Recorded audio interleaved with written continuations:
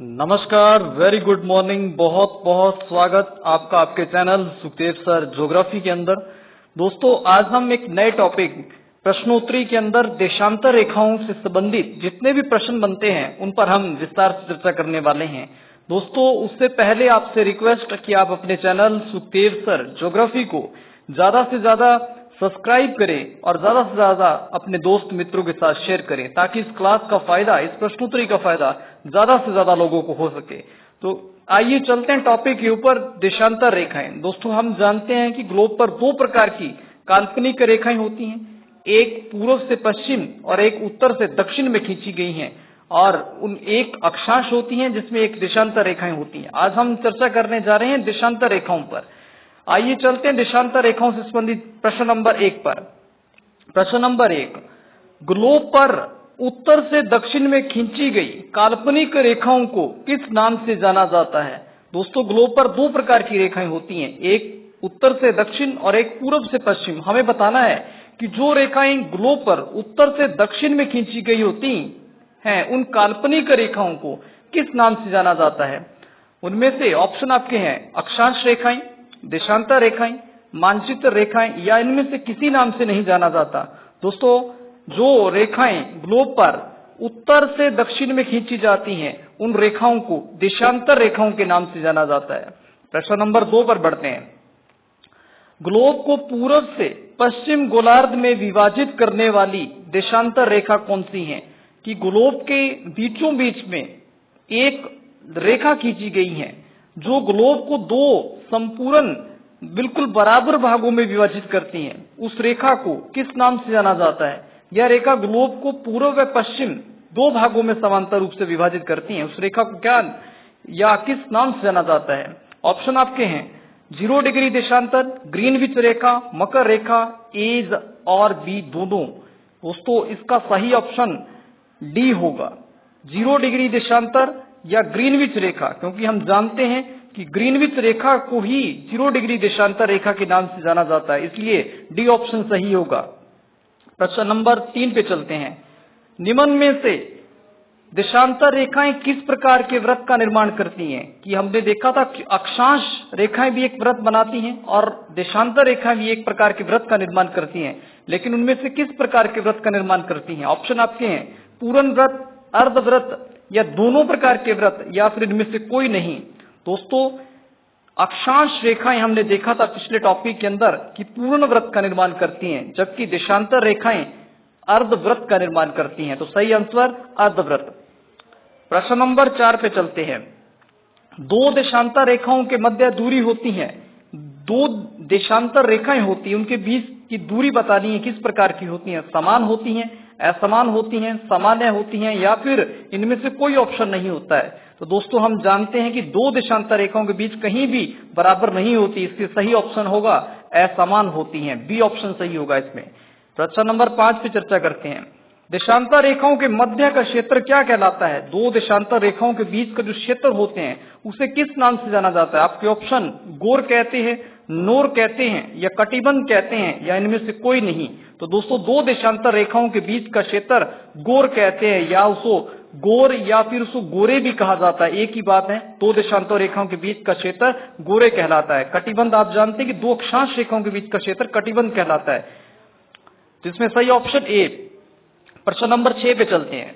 देशांतर रेखाओं की कुल संख्या कितनी होती है? बहुत महत्वपूर्ण प्रश्न, कई परीक्षाओं में पूछा जा चुका है कि कुल देशांतर रेखाओं की संख्या कितनी होती है। ऑप्शन आपके 180, बी 360, सी 361, डी 179। तो दोस्तों, इनमें से सही ऑप्शन बी है, 180 पूर्व में और 180 पश्चिमी देशांतर होती है, दोनों को ऐड करते हैं तो 360 कुल देशांतर रेखाएं होती हैं। प्रश्न नंबर 7 की बात करते हैं। ग्रीनविच रेखा से संबंधित सत्य कथन नहीं है, बहुत महत्वपूर्ण प्रश्न, इसमें से कई बार प्रश्न बना है परीक्षाओं के अंदर।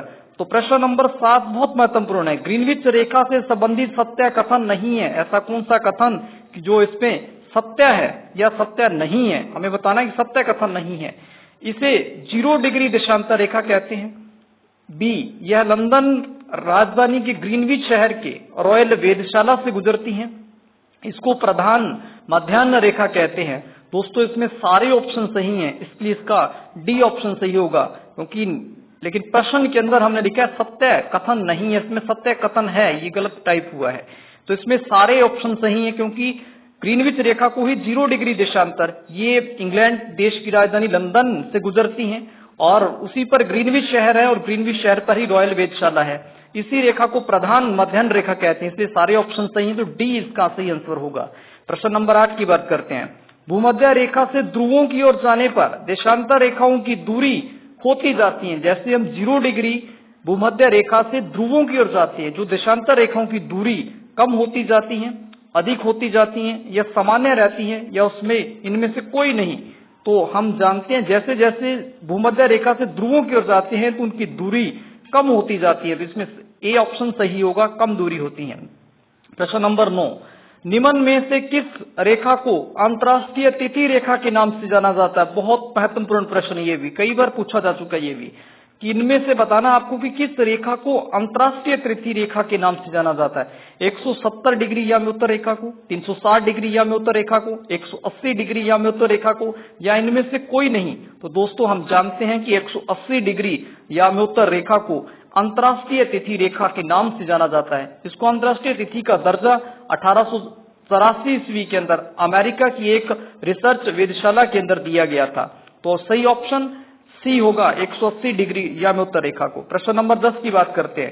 राजस्थान से लगभग कितनी देशांतर रेखाएं गुजरती हैं? 8 देशांतर रेखाएं, 9 देशांतर रेखाएं, 10 देशांतर रेखाएं, या फिर 11 देशांतर रेखाएं? दोस्तों राजस्थान से 9 देशांतर रेखाएं गुजरती हैं। प्रश्न नंबर 11, निम्न में से देशांतर रेखा का कार्य होता है? बहुत महत्वपूर्ण प्रश्न, ये भी समय निर्धारण के लिए, स्थिति निर्धारण के लिए, या मौसम निर्धारण के लिए, या कोई नहीं।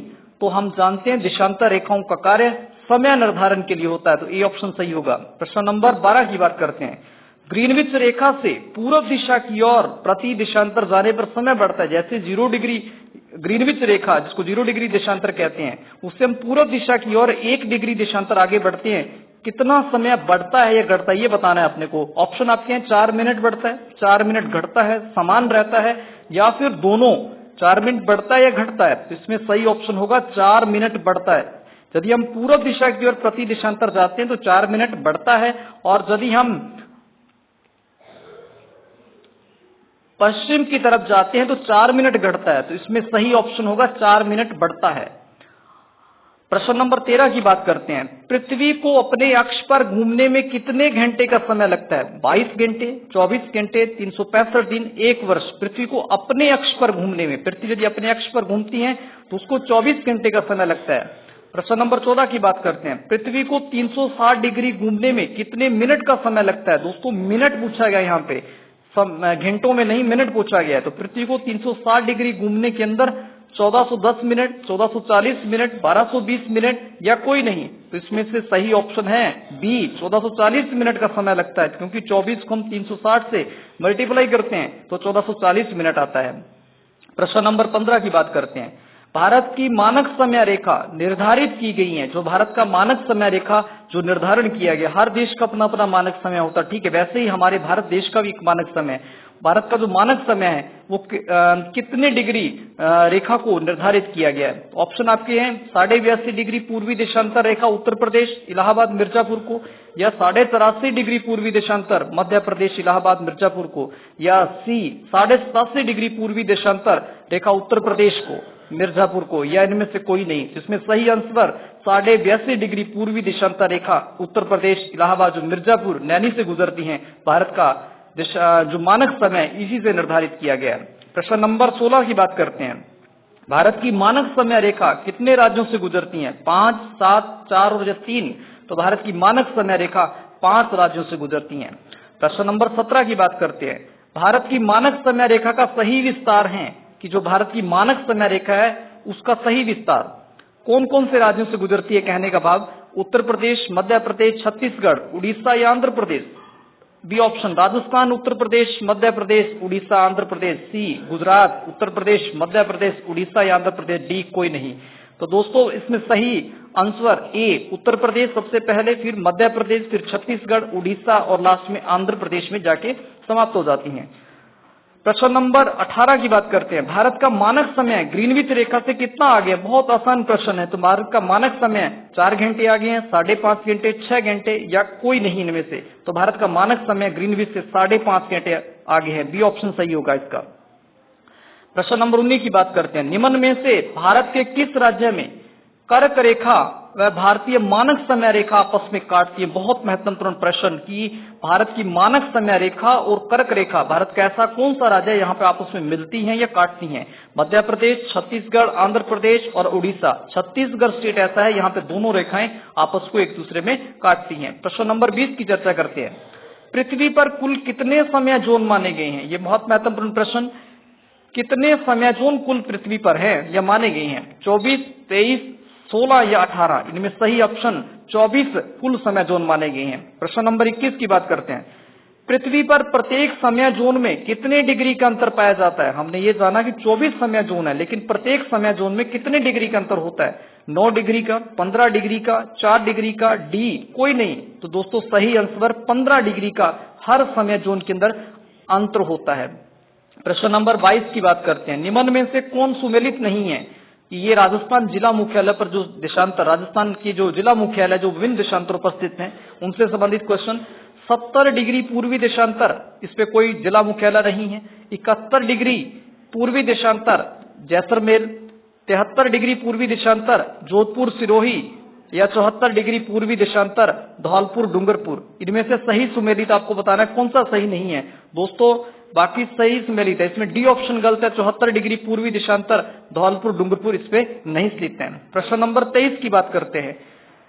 निम्न में से राजस्थान की मध्यवर्ती देशांतर रेखा कहलाती है? बहुत महत्वपूर्ण कि राजस्थान की जो बिल्कुल मध्य से गुजरती देशांतर रेखा, उसका बताना है आपको कौन सी है। 74 डिग्री पूर्वी देशांतर, 75 डिग्री पूर्वी देशांतर, 76